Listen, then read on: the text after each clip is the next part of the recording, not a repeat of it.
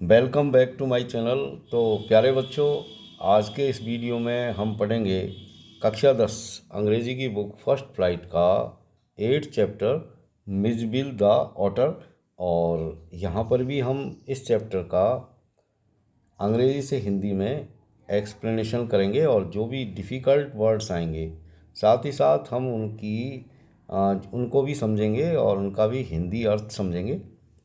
तो बहुत ही शानदार पाठ है, ये बहुत ही इंटरेस्टिंग है। और ऑटर के बारे में इसमें बताया गया है। ऑटर का मतलब होता है ऊद बिलाव। ये भी एक तरह का जानवर है जो पेट की तरह हम इसे पाल सकते हैं।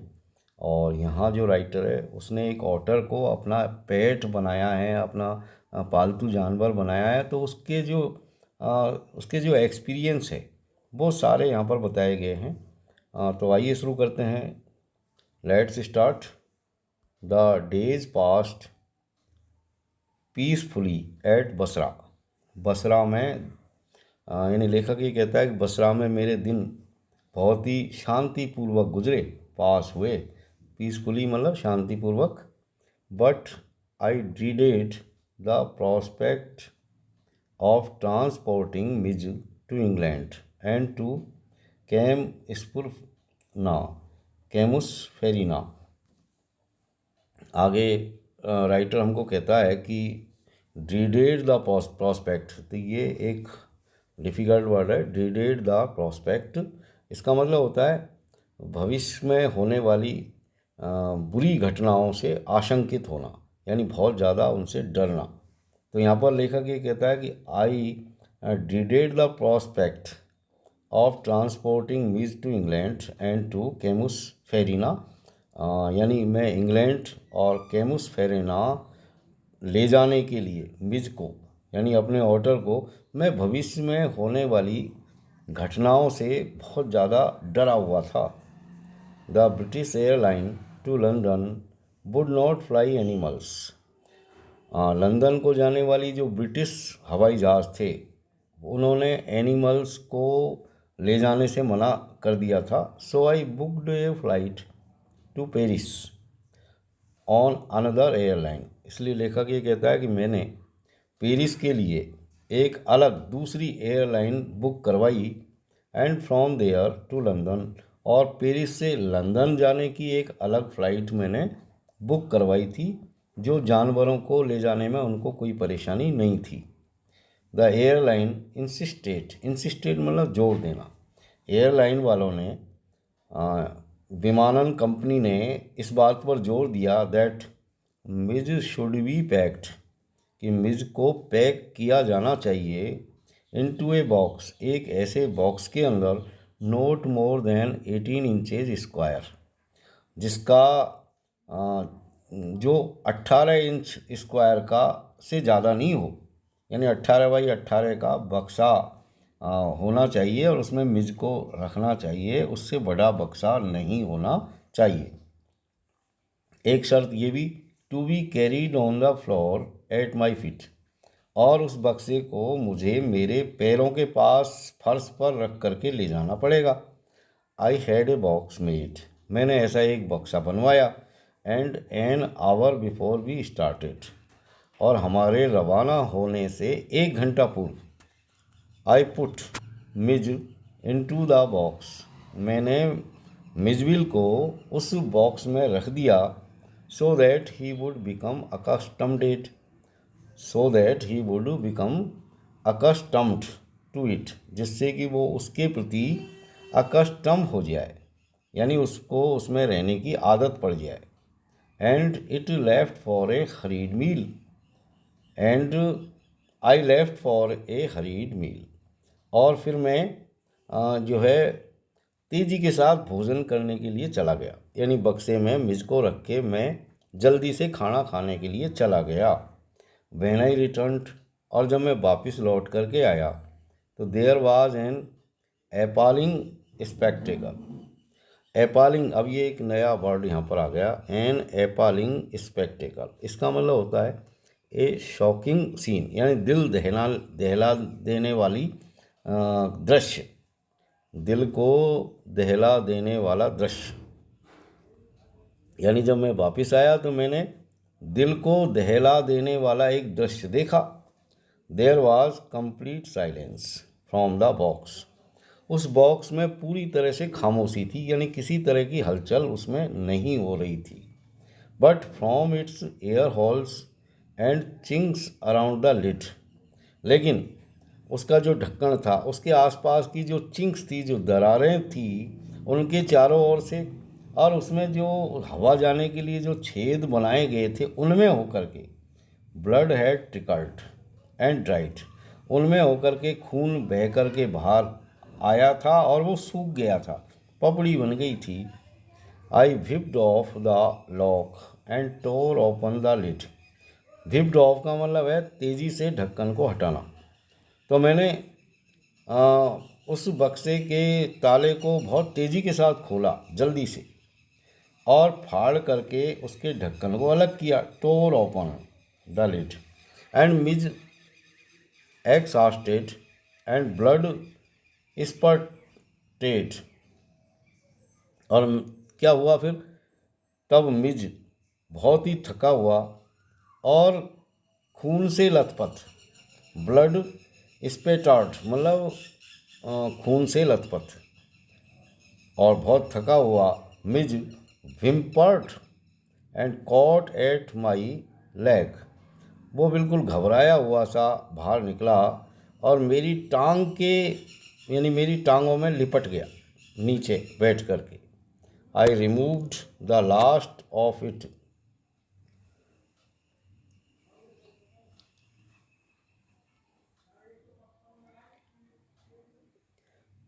ही had torn the lining of the box to shreds. इसने क्या किया था, मिज ने, उसने उस बक्से के अंदर की जो लाइनिंग थी अंदर वाली, उनको बिल्कुल कुतर कुतर करके अपने पंजों से चिथड़ों में कर दिया था, मतलब उसके कतरे कतरे कर दिए थे। श्रेड्स का मतलब होता है छोटे छोटे टुकड़े करना। When I removed the last of it, जब मैंने सारी जो लाइनिंग थी उसको अलग किया, उसका अंतिम टुकड़ा जब उसमें से निकाला, so that there were no cutting edges left, जिससे कि बक्से के अंदर वाली सतह पर किसी भी तरह के चोट पहुंचाने वाले नुकीले सिरे नहीं रहें। It was just 10 minutes until the time of the flight. अब उड़ान यानी हवाई जहाज़ के रवाना होने में सिर्फ 10 मिनट रह गए थे। And the airport was 5 minutes distant. और जिस स्थान पर मैं वहाँ था वहाँ से हवाई जहाज़ या हवाई अड्डे की दूरी 5 मिनट की थी। I put the miserable Mij back into the box. मैंने उस मिजरेबल यानी बहुत ही दयनीय स्थिति जो हो गई थी मिज की, उसको मैंने दोबारा से उस बक्से में रखा, holding down the lid with my hand, और उसका ढक्कन उसके ऊपर रख के हाथ से दबा लिया, यानी हाथ से मैंने ढक्कन को दबा लिया, हाथ से पकड़ के रखा। I sat in the back of the car. मैं कार के पीछे वाली सीट पर बैठ गया, with the box beside me, अपने बक्से को अपने पास में रख के। As the driver tore through the streets of Basra like a ricocheting bullet.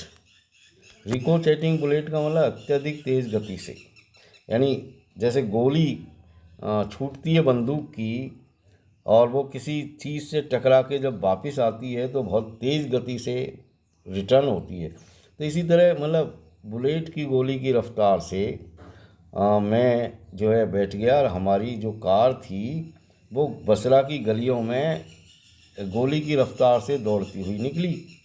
Tour through हुई the aircraft was waiting to take off. और जब मैं एयरपोर्ट पहुंचा तो मैंने पाया कि जो हवाई जहाज़ था वो इंतज़ार कर रहा था उड़ने का, यानी मेरे लिए वो खड़ा हुआ था।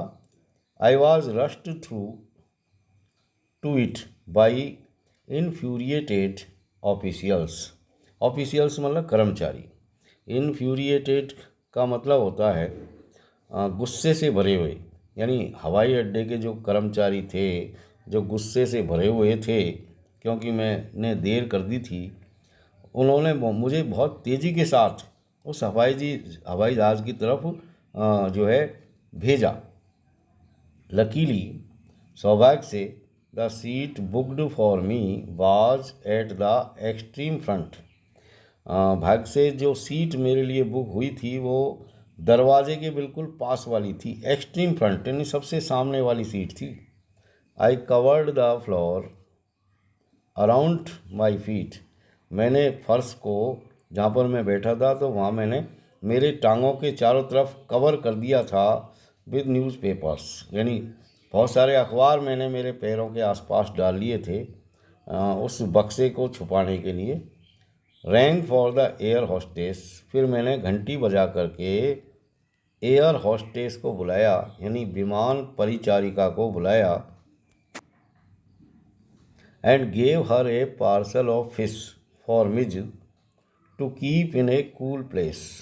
और मिज के लिए मछलियों का जो पार्सल था उसको मैंने एक ठंडे स्थान पर रखने के लिए उससे कहा, दे दिया उसको पार्सल, उस एयर हॉस्टेस को, विमान परिचारिका को।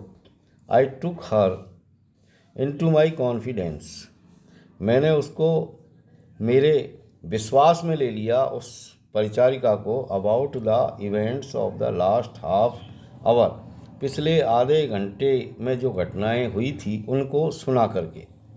I have retained the most profound admiration for that air hostess, यानी मैंने उस एयर हॉस्टेस को की मैंने बहुत प्रशंसा की। और ये चीज़ें मैंने क्यों प्रशंसा की उसकी,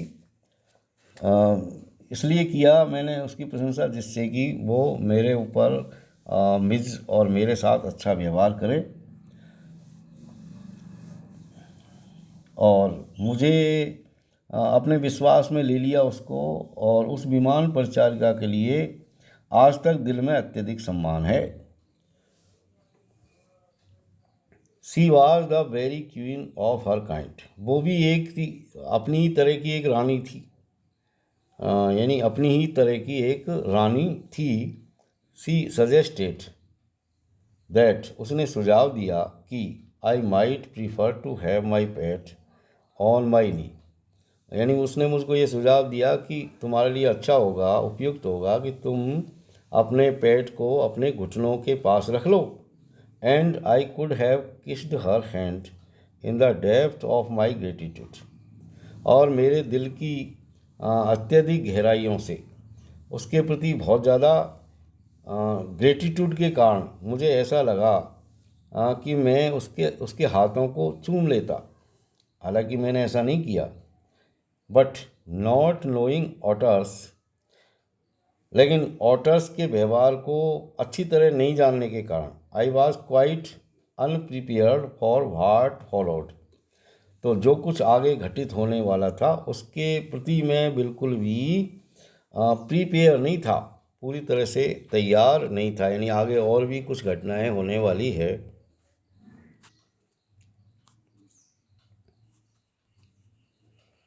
मिजवाज, अब देखो आगे क्या होने वाला है उस हवाई जहाज में। Mij was out of the box in a flash, अचानक से एक फ्लैश की तरह मिज बक्से में से बाहर निकला। ही डिसअपियर्ड, और वो गायब हो गया। एट हाई स्पीड, बहुत तेज़ गति से, डाउन द एयर क्राफ्ट, उस हवाई जहाज में। देयर वर स्क्वैक्स एंड श्रीक्स, यानी चारों तरफ से चीख पुकार मच गई। And A women stood up on her seat, एक औरत तो अपनी सीट पर से खड़ी हो गई, स्क्रीमिंग आउट, और चिल्लाने लगी। ए रैट, ए रैट, यानी उसने उस मिज को चूहा समझा और चूहा चूहा कह करके ज़ोर ज़ोर से स्क्रीम करने लगी, मतलब चिल्लाने लगी। I caught sight of Mij tail, मैंने मिज की पूंछ को देखा, डिसअपेयरिंग, गायब होते हुए, बेनिथ द लेग्स, टांगों के नीचे होते हुए, of a portly white turbaned Indian, एक भारतीय, सफ़ेद पगड़ी वाले एक भारतीय मोटे ताज़े स्पॉटली पॉटली का मतलब होता है स्टाउट, यानी खूब मोटा ताज़ा गोल मटोल। तो लेखक ये कहता है कि मैंने एक भारतीय व्यक्ति जिसने सफ़ेद रंग की टर्बन यानी पगड़ी बांध रखी थी, जो मोटा ताज़ा था, उसकी टांगों के नीचे से उसकी पूंछ को डिसअपियर होते हुए देखा।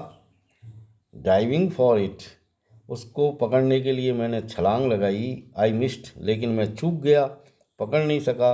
But found my face covered in करी, और मेरा फेस शायद कड़ी में कि कोई खा रहा होगा तो कड़ी में सन गया। परहैप्स, संभवतया, said the air hostess with the most charming smile, अत्यधिक आकर्षक मुस्कुराहट के साथ। चार्मिंग स्माइल यानी आकर्षक मुस्कुराहट। उस एयर होस्टेस ने मुझसे कहा कि संभवतया it would be better if you resumed your seat, कि आपके लिए अच्छा होगा कि आप अपनी सीट पर बैठ जाएं। And I will find the animal and bring it to you, और मैं उस जानवर को पकड़ करके तुम्हारे पास ले आऊँगी। I return to my seat, मैं वापस अपनी सीट पर बैठ गया। I was craning my neck, trying to follow the hunt, when suddenly I heard from my feet a distressed chitter of recognition and welcome, and Midge bounced onto my knee and began to nuzzle my face and my neck. यानी मैं वापस अपनी seat पर आकर के बैठ गया, और जब मैं अपने गर्दन को ऊंचा उठा करके, क्रेनिंग का मतलब होता है गर्दन को ऊंचा उठा करके देखना, यानी क्रेनिंग माई नेक। तो जब मैं मेरी गर्दन को उचका करके देख रहा था, कोशिश कर रहा था उस हंट को देखने की कि वो किधर गया है, तभी अचानक सडनली आई हर्ड, मैंने सुना मेरे पैरों के नीचे से एक बहुत ही डिस्ट्रेस्ड, बहुत ही परेशान चिटर का मतलब चींची की आवाज़, ऑफ रिकॉग्निशन यानी जानी पहचानी चींची की आवाज़ मैंने सुनी। एंड वेलकम, और वेलकम की आवाज़, यानी जानी पहचानी स्वागत भरी चींची की एक दुखी और हताश मिज की आवाज़ मैंने सुनी मेरे पैरों के पास से। And Mij bounded on to my knee, और तभी मिज जो है मेरे घुटनों के ऊपर चढ़ गया, बाउंड हो गया। एंड बिगेन टू नजल, और अपनी नाक को रगड़ने लगा, नजल करने लगा। माई फेस एंड माई नेक, मेरे गर्दन पर और मेरे चेहरे पर। तो प्यारे बच्चों, यहाँ ये जो पार्ट है इस चैप्टर का वो समाप्त होता है।